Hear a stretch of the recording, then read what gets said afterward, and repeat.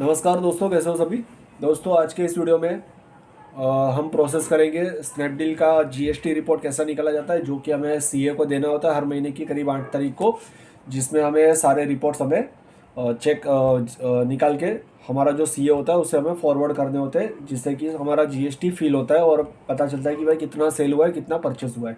तो स्नैपडील के लिए हम सेम प्रोसेस करेंगे। पहले एक फ़ोल्डर बना लेंगे जिसमें हम जीएसटी रिपोर्ट का एक फ़ोल्डर बना लेंगे।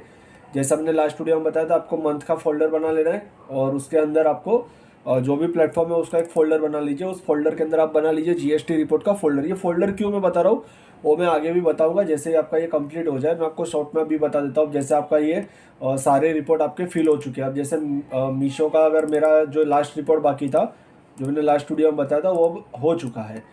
यहाँ पे आ चुका है हमारे पास टैक्स इनवॉइस रिपोर्ट। तो इसको हमने यहाँ से कट किया और टैक्स इनवॉइस में हमने यहाँ पे पेस्ट कर दिया। ओके, तो यहाँ पे हमारा मीशो का हो चुका है कंप्लीट। यहाँ पे जैसे मीशो का कंप्लीट हो गया, तो अब इसको आप सेंड और कंप्रेस फाइल पे आप सेंड भी कर सकते हो, या फिर इस कंप्रेस फाइल को आप सीए को सेंड कर दीजिए, या फिर जो भी आपका पूरा मंथ वाइज होता है। जैसे यहाँ पे मेरा जुलाई है, तो जुलाई का पूरा मैंने मंथ का कंप्रेस कर दिया, जिसके अंदर सारे प्लेटफॉर्म के रिपोर्ट सीधे यहाँ पे ऐड है। तो इस प्रकार से आप पूरे मंथ को भी कंप्रेस करके सीधा जिप फाइल आप सीए को सेंड कर सकते हो, क्योंकि जो भी आप व्हाट्सअप पे सेंड करोगे वहाँ पे आप एक एक करके फाइल नहीं सेंड कर पाओगे, आपको कोई फोल्डर सेंड नहीं होता है। अब जिप फाइल सेंड करोगे तो ही आपका वो सीए तक सही से पहुँच पाएगा। तो अब स्नैपडील के अंदर हमने जीएसटी रिपोर्ट का एक फोल्डर बना लिया है। अब इसको हम मिनिमाइज कर लेंगे और यहाँ पे आपको आ जाना है पेमेंट टैब में। स्नैपडील के सेलर के पेमेंट टैब में आना है। पेमेंट टैब में आप जैसे आ जाएगा आपके पास कुछ इस प्रकार का इंटरफेस शो हो जाएगा। यहाँ पे आपको एक डाउनलोड का ऑप्शन शो हो रहा है। डाउनलोड के ऑप्शन पे आपको क्लिक करना है। सबसे पहले आपको जीएसटी रिपोर्ट पे क्लिक करना है।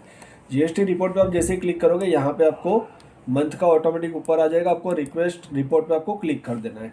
उसके बाद फिर से आपको पेमेंट टैब में आ जाना है और यहाँ पे आपको कर देना है कमीशन इनवॉइस। कमीशन इनवॉइस का आपने यहाँ पे सेलेक्ट किया हुआ है। अब यहाँ पे आपका कमीशन इनवॉइस जो है ये पूरे महीने का सॉरी यहाँ पे आपका महीने वाइज का जो कमीशन इनवॉइस है वो भी यहाँ पे शो हो रहा है। और इसके बाद आपको तीसरा एक लेना है पेमेंट स्टेटमेंट। इतनी ज़्यादा इसे तो ज़रूरत पड़ती नहीं है, लेकिन अगर आप चाहो तो आपकी सेफ्टी के लिए आप कर सकते हो। यहाँ पे आप पेमेंट स्टेटमेंट को हम ले लेंगे। तो मैं यहाँ पे एक और फोल्डर बना लेता हूँ, पेमेंट स्टेटमेंट। हमने यहाँ पे दो फोल्डर बना लिए हुए, एक है जीएसटी रिपोर्ट, दूसरा है पेमेंट स्टेटमेंट।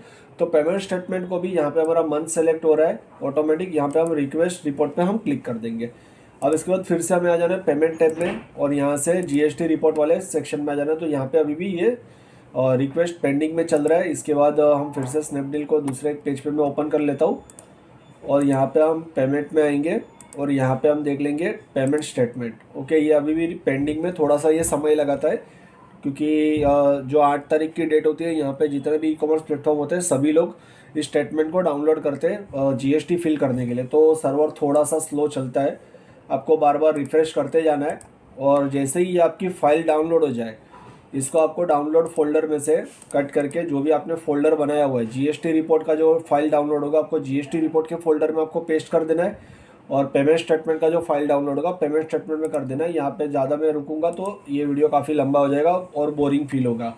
तो ये एक प्रोसेस था, जैसा मैंने थोड़ी देर पहले ही बताया कि आपको जो फाइल डाउनलोड होगा, जैसे मैंने मीशो के प्लेटफॉर्म पे भी बताया हुआ है, जैसे आपकी फ़ाइल डाउनलोड होगी आपको जीएसटी रिपोर्ट की फ़ाइल होगी और जीएसटी के फोल्डर में पेस्ट कर देना है। टैक्स इनवॉइस होगा, पेमेंट स्टेटमेंट होगा, वो यहाँ पर आपको पेस्ट कर देना है।